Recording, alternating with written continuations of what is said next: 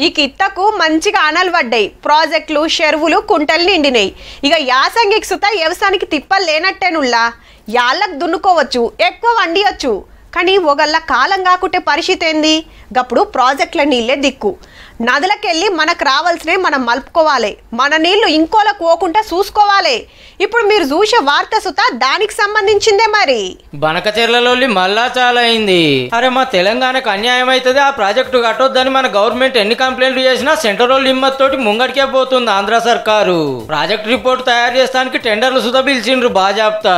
పనులు ఇట్లనే ముంగడికి పోయానంటే కృష్ణా నీళ్ళలో మనకు మళ్ళోపారి నష్టమైనట్టే.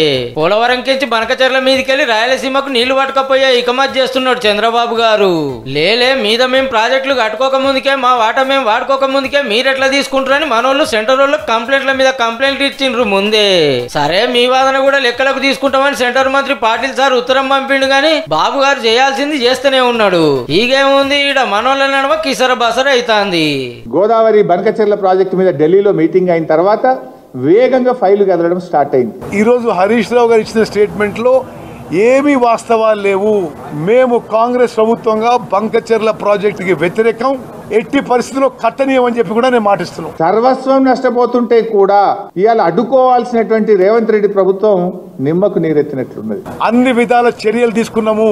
మేము స్వయాన కేంద్ర ప్రభుత్వానికి వరపలుగా చెప్పినాం, లిఖిత పూర్వకంగా చెప్పినాం.